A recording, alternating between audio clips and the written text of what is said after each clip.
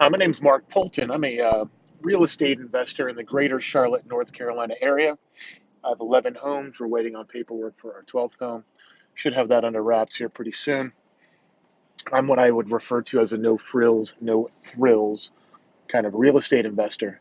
I don't have a shiny sports car in the background. I don't have a neatly decorated office to record videos in and share my thoughts.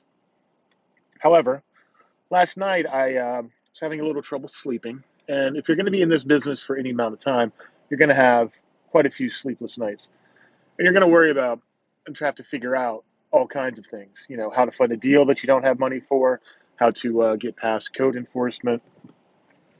You know, how to deal with the plumber that's ripping you off, not pulling all the right permits and stuff like that.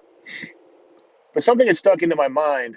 I had gone through my mentor. I'd gone through a 13-month mentoring program with a guy named Bob Proctor.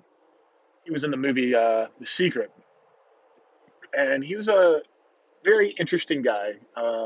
Older gentleman, white hair, but the way he talked and the way he delivered his message really resonated with me, especially in a time when, my life was falling apart, my marriage was falling apart, and I needed to desperately change.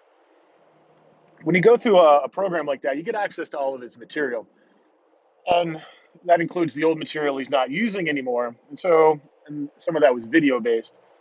I remember watching one of his videos. It was a lecture that he'd given from about 100 people, maybe 75. And these are people who had paid hundreds, if not thousands of dollars to go in and hear this motivational speaker. And one of the people asked, and I don't remember at what part, how many people in here will be successful? And he said, it's probably going to be about two, maybe three. So that's two to three people from 75 to 100 person group. And I remember every time I watched that movie or that particular lecture, that piece of information always just really struck me. You have all these people who are paying money and they're taking time out of their day to go participate in something that they're unlikely to get any real net benefit from. So I remember telling myself, I'm like, I got to be one of those people, one of those two to three people. So I started thinking a little bit more about it and wondering why other people, what about the other 75, 80 people in the room that aren't going to change, that aren't going to be successful?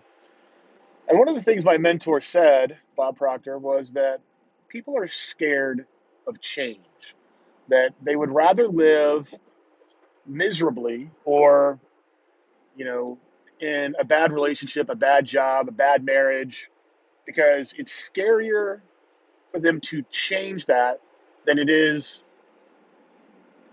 to just deal with the problems that they have.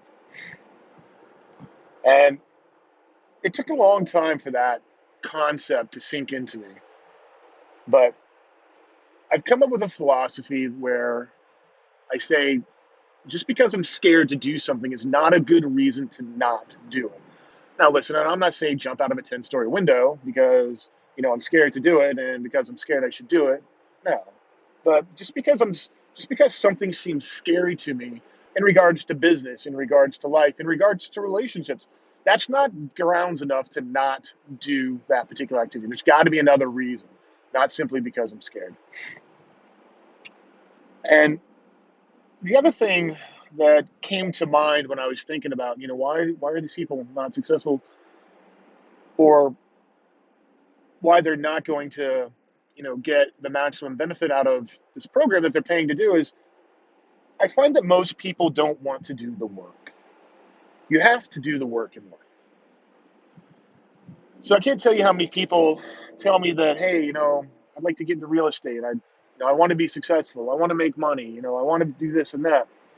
And really, what they're saying and what they're asking is that, hey, I want you to do all this for me. Hey, I want to do a deal with you. Well, what they're saying is, I want you to go out and find the deal, and then you include me in it. And that's not how this business works. That's not how life or success works. You have to go out and you have to do the work.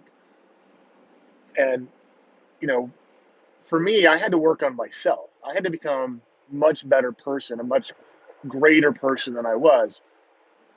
And that's where that coaching program came into play. It allowed me to see things differently. I'd gotten to a point where I was tired of being tired, and I needed to change in my life, and I was receptive to um, different ideas and different outlooks on life.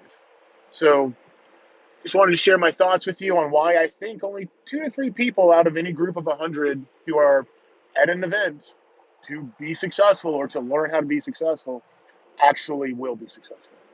Anyways, I hope you learned something. Go out there and make a difference.